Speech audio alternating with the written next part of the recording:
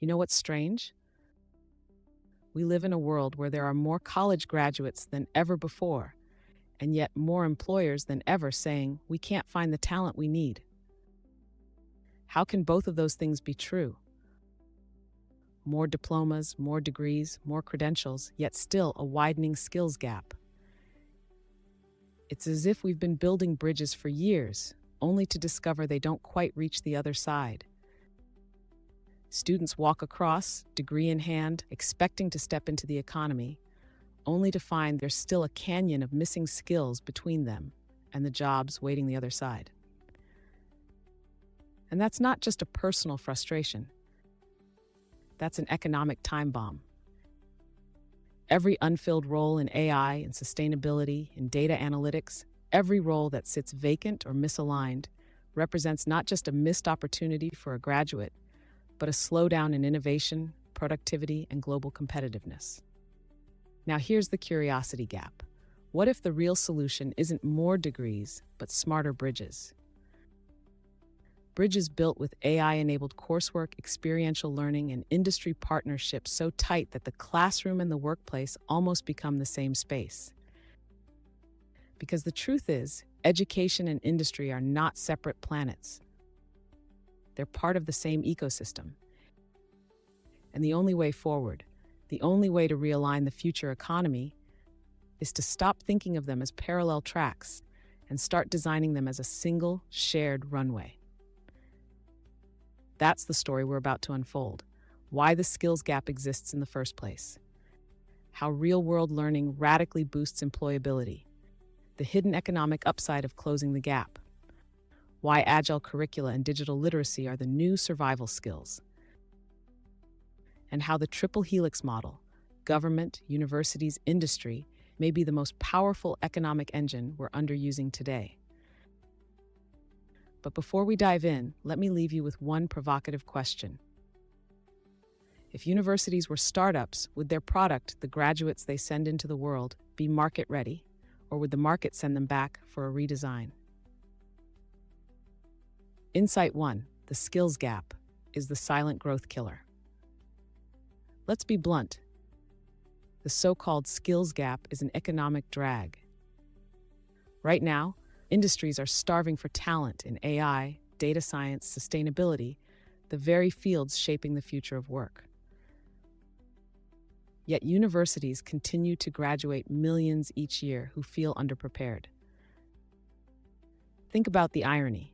We've engineered entire systems to mass-produce knowledge, but we haven't engineered them to match the demands of the economy. It's like producing fleets of ships without checking whether they can survive the stormy seas they're meant to sail. Ask any CEO, and they'll tell you, it's not that young people aren't ambitious, it's that they're often missing the critical capabilities to hit the ground running. And that gap doesn't just frustrate employers, it stalls innovation. Here's a counterintuitive truth. It's not a lack of education causing the gap. It's the wrong kind of education.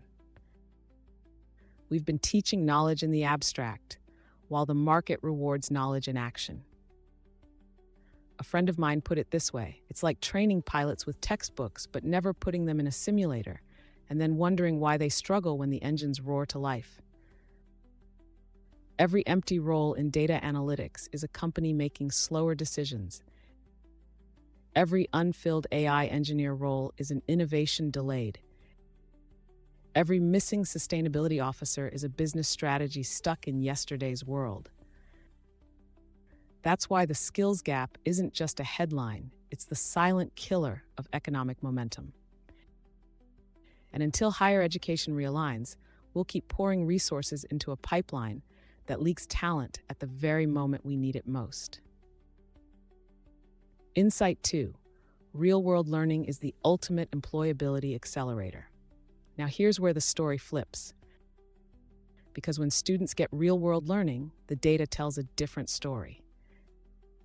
Co-op programs, internships, apprenticeships, project-based learning tied directly to industry needs. These aren't nice-to-haves, they're economic multipliers. Research shows that students who participate in co-op programs are dramatically more likely to secure jobs in their field within months of graduation. Why? Because they've already practiced solving real-world problems. They don't just have theory, they have traction. Think about it. Would you hire the person who's read about flying planes, or the one who's already landed a jet with an instructor at their side? Companies know this. That's why leading organizations, from tech giants to manufacturing innovators, are partnering directly with universities to design boot camps, industry projects, and even in-class challenges that mirror actual workplace demands. Here's the counterintuitive insight. The more we blur the line between classroom and workplace, the more prepared students actually become. In fact, some of the most future-ready programs aren't even teaching courses in the traditional sense. They're creating living labs, spaces where students, professors, and companies solve real problems together. I'll give you a story. A group of engineering students I met worked with an energy company on a sustainability project during their final year. By the time they graduated, they weren't just job applicants. They were already part of the company's strategy pipeline. The employer didn't need to onboard them. They were on board months before they even got their diploma. Experience is the new credential.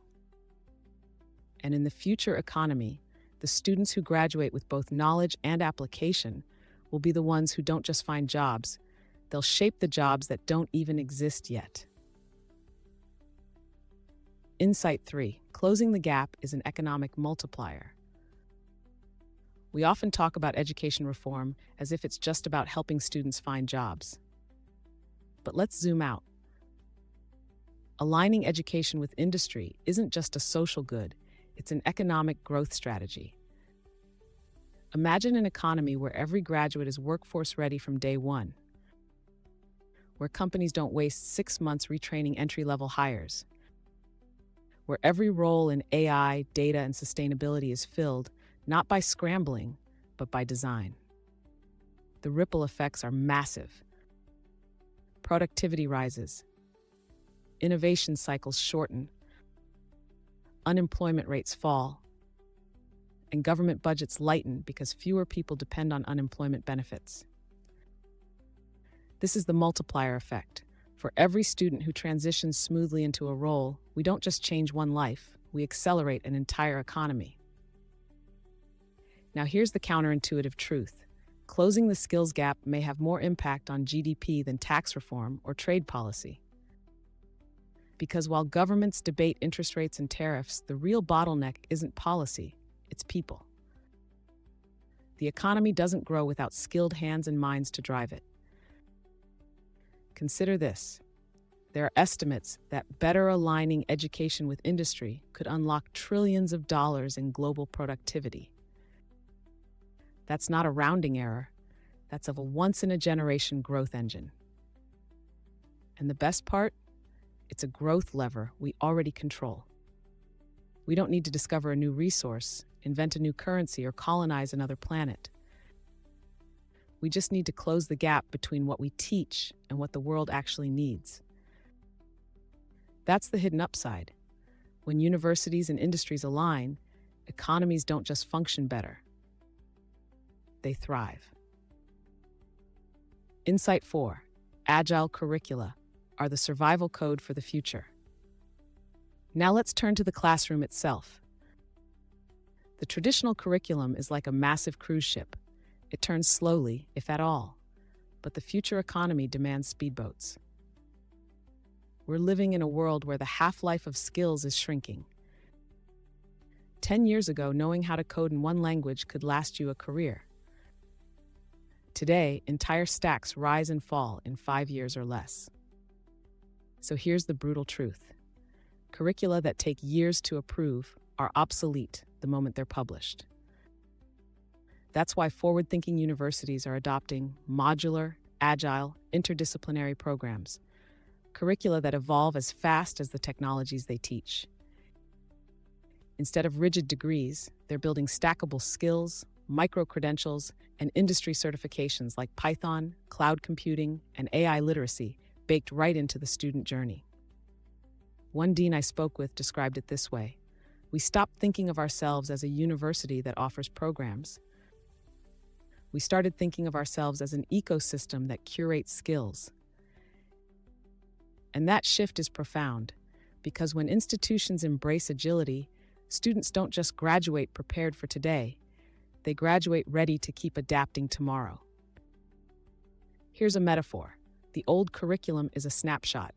The agile curriculum is a live stream. The snapshot freezes learning in time. The live stream updates in real time, aligning with every shift in the economy. And here's the counterintuitive insight. The most important skill isn't a technical skill at all. It's the ability to learn new ones, over and over again. That's why emotional intelligence, resilience, and digital fluency matter just as much as data analytics or AI. Because the jobs of tomorrow aren't just technical, they're adaptive. So the call is clear. If higher education wants to survive in a knowledge economy, it must become as agile as the economy itself. Insight 5. The triple helix is the engine we're underusing. There's a powerful model out there that most people have never heard of, and yet it may be the key to future-proofing entire economies.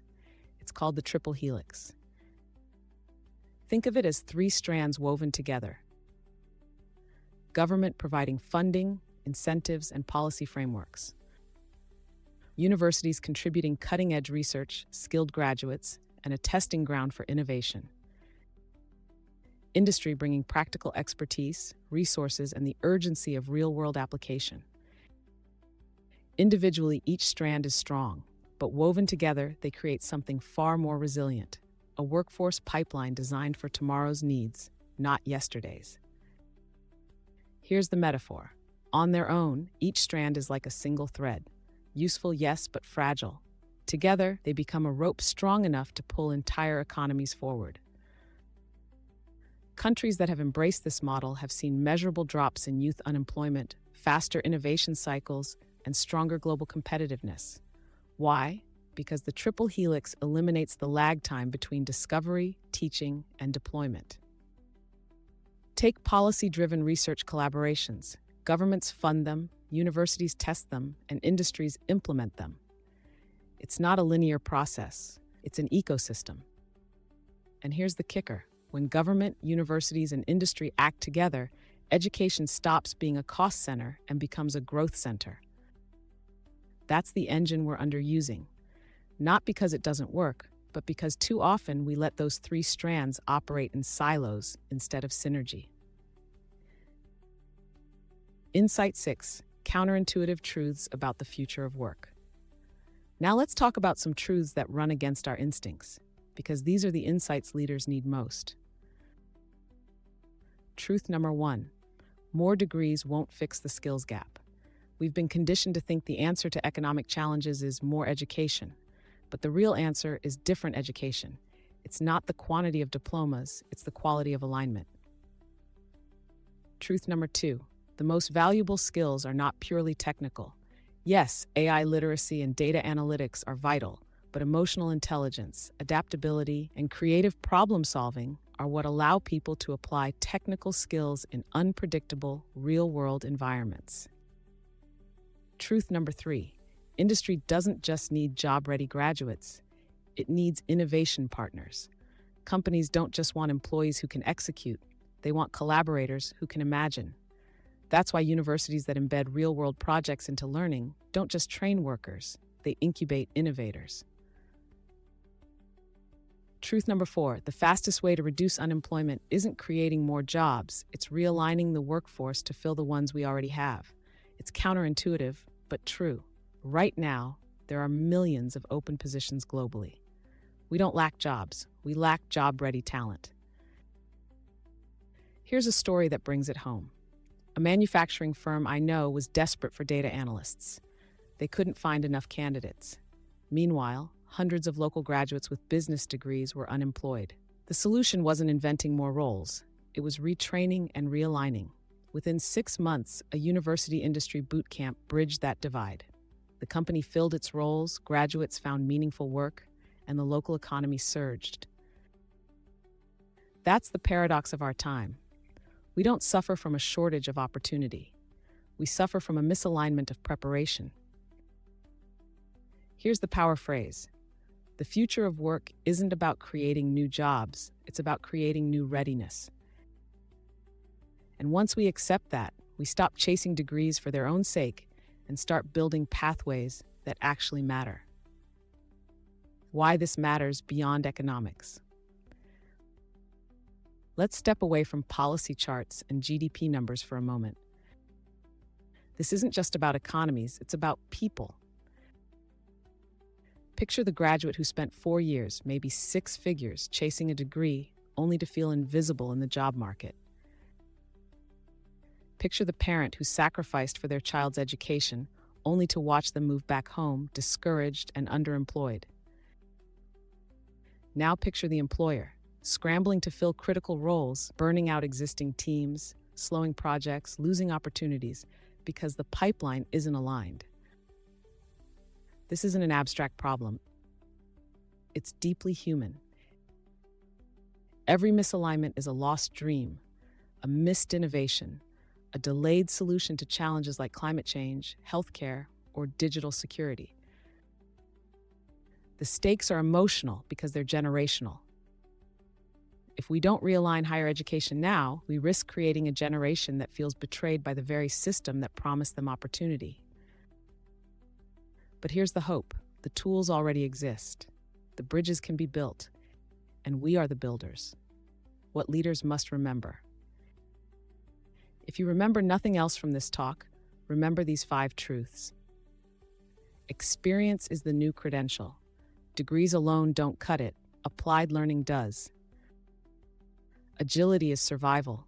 Curricula must evolve as fast as the economy. The triple helix is the growth engine. Government, universities, and industry must act as one ecosystem. The gap is not about quantity. It's not more graduates we need. It's graduates prepared for real work. Alignment accelerates everything. When education and industry sync, individuals, companies, and nations all rise. Those aren't just strategies, they're survival codes for the future economy. Building the bridge together. So here's the invitation to educators, executives, and policymakers alike. If you're in education, stop asking, what do we want to teach? Start asking, what do our students need to practice to thrive tomorrow? If you're in industry, don't wait for the pipeline to fix itself. Partner with universities. Bring your problems into the classroom. Mentor, co-design, collaborate. If you're in government, don't just fund education, fund alignment. Incentivize the bridges, not the silos. And if you're a student or professional listening to this, don't wait for the system to catch up. Seek out the experiences, the certifications, the real-world labs that turn knowledge into power. Because the future economy isn't some distant horizon. It's here. It's being built now. And the only question is, are we building bridges or are we leaving gaps? The answer will determine not just the careers of tomorrow, but the shape of the world we all live in. So let's realign, let's bridge, let's build the future together.